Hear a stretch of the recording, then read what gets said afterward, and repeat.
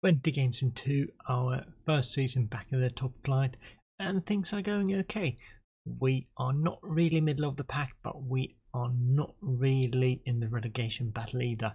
But this episode is mostly going to focus on the progress of our players. Isn't that exciting? Come on, let's have a look.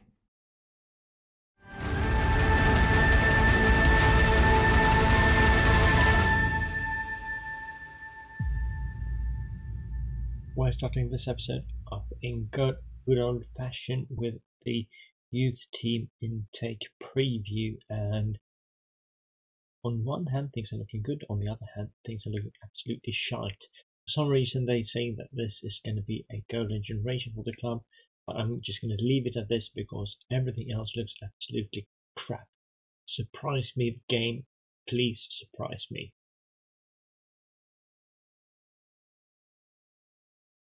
This is my next order of business. This is kind of odd. For some reason the board have decided to give us an affiliation with Parma, the Italian Serie A club, yes, not another sort of Parma from Stockholm or anything. So apparently we can loan players from them, which I am 100% uninterested in, and I guess they want to get first dibs on our players. They look like a decent team, but not a lot of players that could make us better. I'm not sure what to think about this. Will they steal our players away? I guess we will have to see about that. Bit of an odd thing, but kind of cool, I guess. In today's episode, we are going to look at the second review of how well our youth intake players have done, but I just wanted to show you this as sort of a measure how good we are doing. Lucas Forsberg will leave us on a free though, which is a bit sad for us, but he is leaving for Borussia Dortmund in Germany. Absolutely lovely move for him. It shows that we are working with our talents in the absolutely correct way. And we've also had Inter sign Oscar Fallenius, not from us directly, but from Häcken, who we left for a year ago. And this also gives us a bit of money because we had a sell-on clause, so we will get 775,000 for Oscar Fallenius and also 67,000 in a solidarity contribution payment. So this is what he looks like now in an Inter shirt, and I'm over the moon for him. 20 years out, will hopefully keep developing. Maybe he will come back to us one day and fight for the Champions League title. This also means that we have a bit of money in the bank again, 700,000. I also have 2 million to use. I would propel the club into heavy debt if I would to use it, and I'm not going to. But maybe we are getting to a point where we can start asking for facility upgrades again. The board have denied them so far, but maybe it's time again. So I want to show you this before we now go into the youth intake reviews so far, the development reviews. So this is the squad so far. Some young guys, some not that young guys, and not a lot of players in between. But many of the younger players are looking really good so far, and a lot of the youth intake players are looking good as well. Let's look at the actual development so far. So this time around, the tables have doubled. We have a first intake group and a second intake group, and the first intake group is at the top and the second intake group is below. I've sorted them by total BPDNA improvement, and Karlund Kvisvidfalk is on top from the first youth intake, and Arkadiusz Muziolik is on top for the second one. If we compare the two, there are several big differences. The first intake had 6 players with 5 or more DNA increase and 6 players with less than 3 DNA increase, while the second intake had 1 player only with a 5+ DNA increase and 11 players that didn't improve that much or even got worse. Jakob Eklund from the first intake is the one who has improved the most with 18 DNA points, and the highest DNA is with Marcus Hallgren, one of the most important players in the first team, at DNA 65. So if we look at a couple of these guys, this is what Carl Lundqvist Widfalk looked like when he came through in the youth intake. He improved slightly going into his second year, still very far away from being a player good enough to actually play first team football for us. But for this season, he is getting there. I'm not saying that it's good enough, but he's getting there. We had to retrain him as a central midfielder, and we will see about him.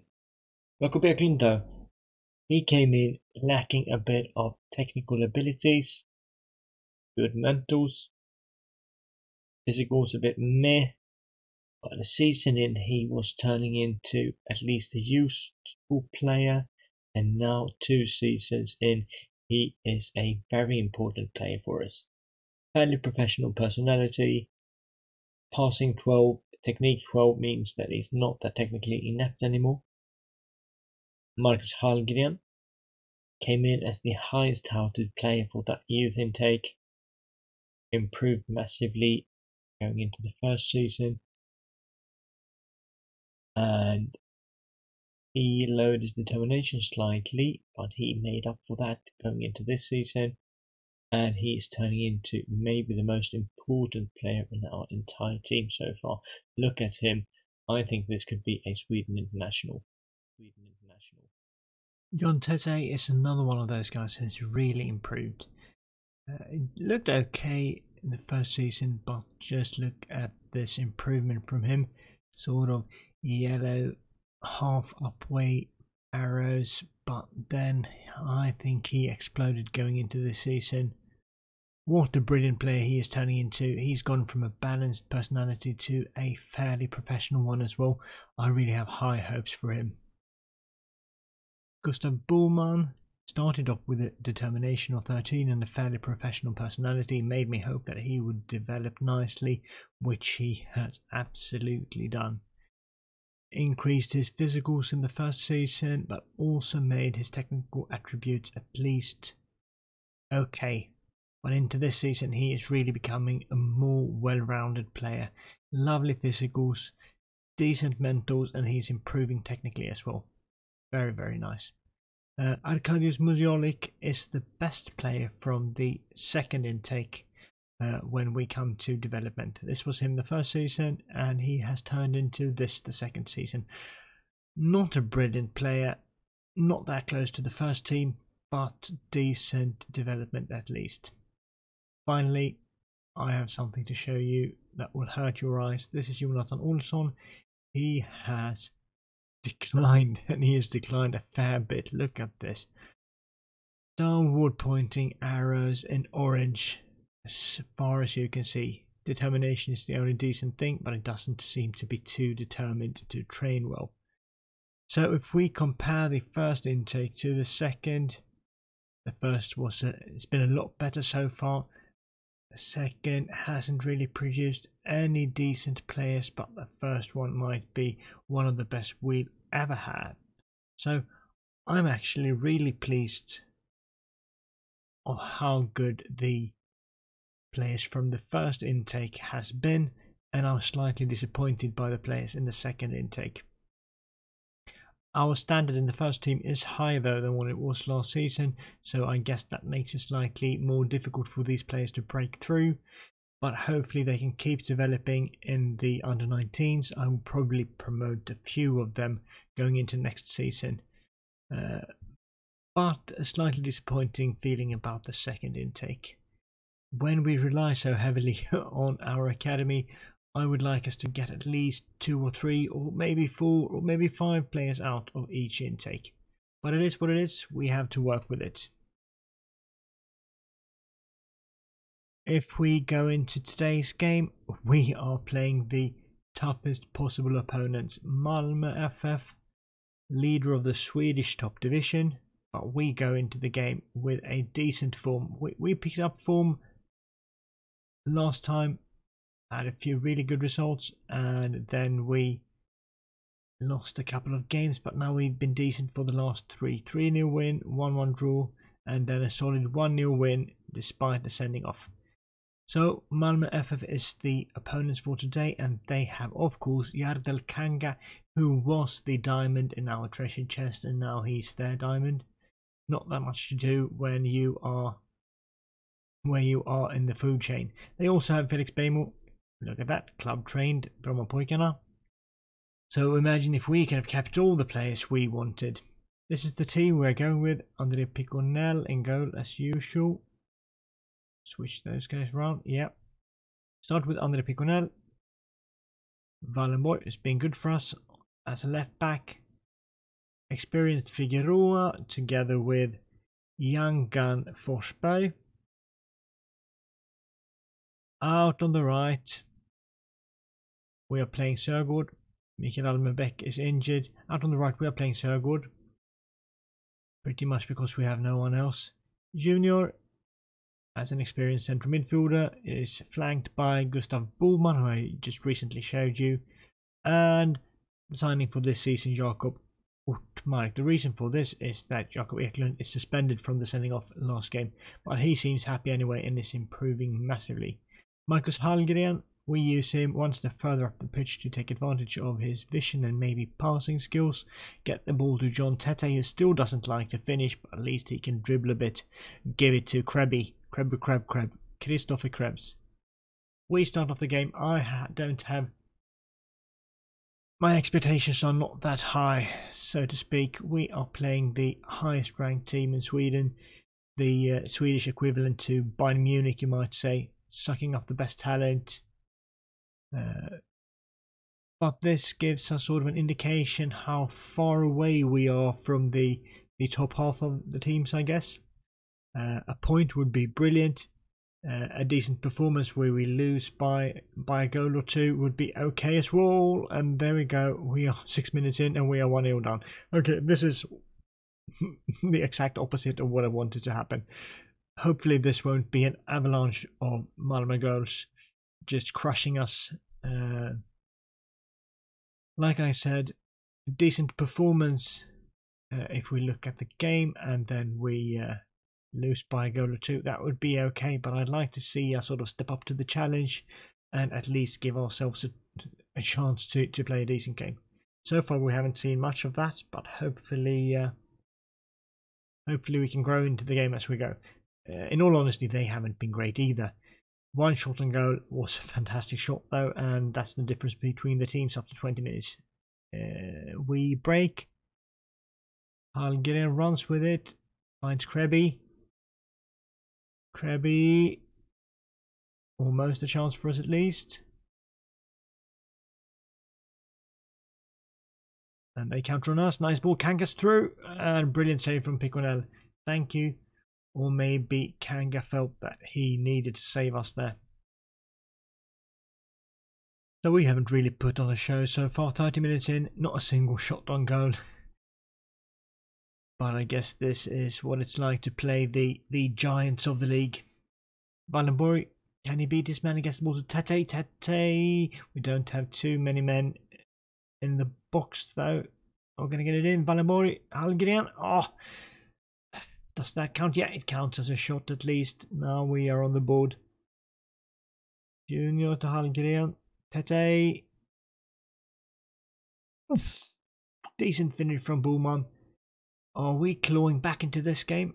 At least it appears that way. Or was this just a short stint of us trying to make a mark in this game? So getting close to half time. A deserved 1-0 lead for Malmö, but I wouldn't say that it's been that much between us. I'm going to tell the players I'm not happy. Show me something else. They enjoyed that and they do want to show me something else. What that is, I'm still curious to find out. If this scoreline remain and we put on a decent performance in the second half, then I will be pleased. If we could come back into this game and actually score a goal, then I would be over the moon, because Malmö are Swedish giants and they are top of the league as well, so a really good side. Malmö, they're passing it around. Kanga, Björkqvist, the goal scorer. Yeah, nice bit of play there from them. They get the ball in and they miss the goal. Thank you for that. Throw in. Can we create anything here? Junior to Booman. Hallgren. Oh, they get the ball away. Kanga he can run. I was going to ask if he could run. I know he can, and he scores. Ah, devastation, disappointment. I'm actually a little bit proud. He's our boy. At least he used to be. Nice run from him. Cool as a cucumber here. Piconel has nothing to do with that one, and we are 2-0 down, but I'm not too disappointed still. Okay, so 2-0 down. At least could we have a decent chance, Junior here? Krebs. Krabby. We are back in the game. I wished for a goal, I got a goal, and of course it's Christopher Krebs who scores. Brilliant header. 35 minutes left. This is not too shabby. I shouldn't have said that though, because here they come. Larsson. Chance for them, Sar. Get the ball in. Oh, dangerous, but we win it. Can we counter on them? No, we couldn't. Levicki cleans it up. Krebs. Out to Sögård. Junior. Forsberg. Playing it around nicely. Yeah, I like that. Wallenborg, get the ball into the box, son. Utmark. Oh, they get it away. Decent line of play.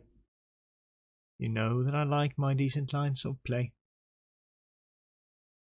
Piconel to Figueroa. Back to Piconel. Don't hoof the ball up, my son. Boman. Hallgren. Utmark. Krebs. That was close. Krebs is having a good game today. Forsberg, nothing happening there. Oh, dangerous. Not really. Both dangerous. They still have the ball. Björkqvist to Brorsson. Back to Levicki. Playing it around. Okay.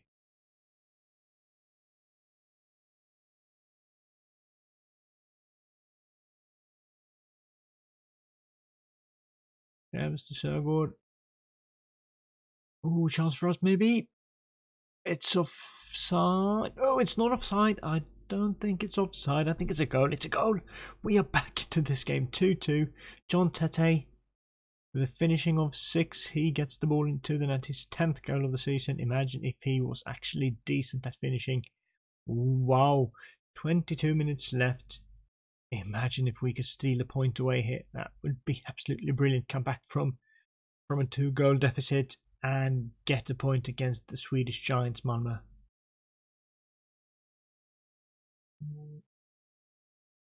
Let's make a sub or two. Couple of players have really left their heart out there. Looking tired. Lewis Keflesus can come in instead of... Yeah, let's take Hallgren off. And Gustav Sandberg Magnusson instead of Gustav Boman. Gustav versus Gustav. Okay, last 20 minutes. Come on, guys. Keep the spirits up. Time is ticking, which I enjoy. In a moment like this, I take 1 point any day here. Remember that we've had back-to-back promotions and we have the youngest team, the lowest budget, the players valued at the lowest amount, and now we are playing the Swedish Giants. I don't know how many times I've said Giants during this episode, but this felt like an impossible task. And maybe, just maybe, ooh, that was dangerous. Maybe we can get a point here. Chance for us, could we win it? Figueroa, Krebs. Ooh, we were that close to winning it. I mean, they had a similar chance just like a minute ago, but still. Just get the ball away now. Nothing stupid. Oh, that was stupid. Bonky innocent to Kanga. Erik Larsson. Breathe. Remember to breathe. Remember to breathe. So, no more than 10 seconds left on the clock. Ref, I feel like you need to end this now. Piconel, fake injury, do something. Just let the game end. And there it is. full-time result 2-2 versus Malmö. I'm very happy with this result. We came back into this game in brilliant fashion. If we look at the league table, we are 10th and have a healthy margin down to the relegation zone. There's no need to look up the table because we're never going to catch one of these European spots, but still an amazing performance from our guys. Really happy about this, and I think we'll stay up this season. I'll see you soon. Bye.